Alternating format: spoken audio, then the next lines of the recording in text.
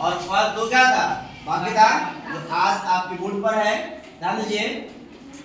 मैंने कबीर जी के बारे में बताया था कि उन्होंने ईश्वर के प्राप्ति के लिए जो मार्ग बताया है, इस पंक्ति में उन्होंने बताया कि मुझे कहीं ढूंढने की जरूरत नहीं है, मैं तो सबके पास में रहता हूँ। ठीक है, आइए पद के माध्यम से ध्यान दो कि मुके कहा ढूंढे बंदे, मैं तो तेरे पास में। ईश्वर जो है, आराध्य जो है, जो मेरे आराध्य हैं, जो मेरे इष्ट हैं, वे कहते हैं कि बंदे तुम मुझे कहाँ ढूंढ रहे हो? मैं तो तेरे ही पास में हूँ। कहाँ हूँ? तेरे ही पास में हूँ, तुमसे मैं दूर नहीं हूँ। ठीक है, ना तो मैं देवल ना मैं मस्जिद।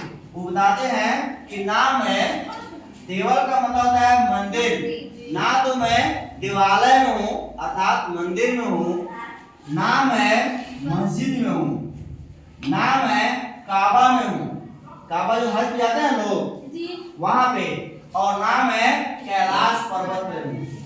ईश्वर कहते हैं, प्रहलाद कहते हैं कि अरे बंदे, मैं तो ना मंदिर में रहता हूँ और ना मैं मस्जिद में रहता हूँ, ना मैं काबा में रहता हूँ और ना ही मैं कैलाश में रहता हूँ, ना तो कोनो क्रियाक्रम में और ना ही मैं किसी प्रकार के क्रियाक्रम में रहता हूँ। क्रियाक्रम का मतलब होता है कि हम ईश्वर के लिए अनुष्ठान करते हैं ना, दिखावा करते हैं, ठीक है ना, दूध चढ़ाते हैं, खाना खीर बनाते हैं, ठीक है ना, प्रसादी चढ़ाते हैं, वो कोनो क्रियाक्रम में नहीं है। ठीक है ना, इसमें कि ना तो कोनो क्रियाक्रम में। ठीक है, ईश्वर कहते हैं कि मैं किसी प्रकार की दिखावटी कामों में नहीं रहता हूँ। दिखावटी से होता है ना सर, जो हम लोग पूजा पाठ करते हैं, बड़े बड़े जग करते हैं, अनुष्ठान करते हैं, दिन भर भूखे रह जाते हैं। अभी सुमारी शुरू होने वाला है तुम लोगों का, दिन भर खाएगा रात में भूखे रहेगा, नहीं पता ना ऐसा। तो ईश्वर कहते हैं कि मैं किसी प्रकार की किसी क्रियाकलाप में नहीं रहता हूँ। ठीक है, चोरा वोरा कैसे खा लेता है, लूडो का पब्लिक किए हुए हैं, पब्लिक किया हुआ है और दूसरे को प्रेरणा शुरू कर दिया।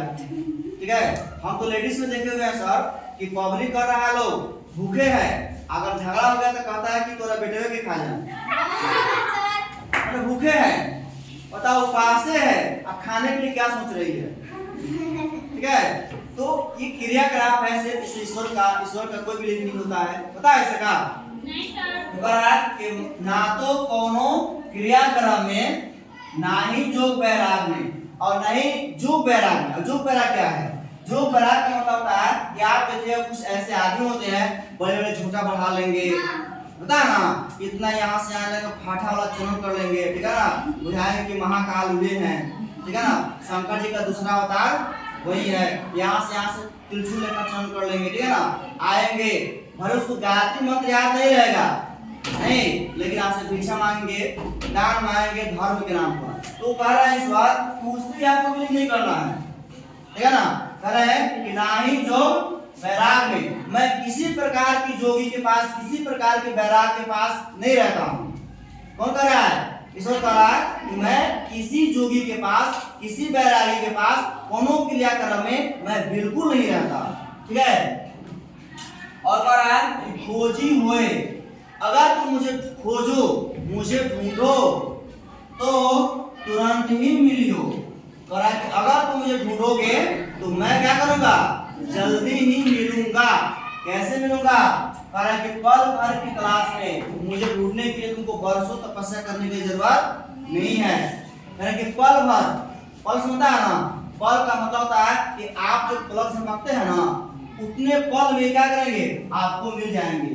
आपको वर्षों लगाने के लिए, दिन लगाने के लिए, घंटा लगाने के लिए कोई जरूरत नहीं है। वही कहते हैं कि खोजी हुए तो तुरंत ही मिलियो।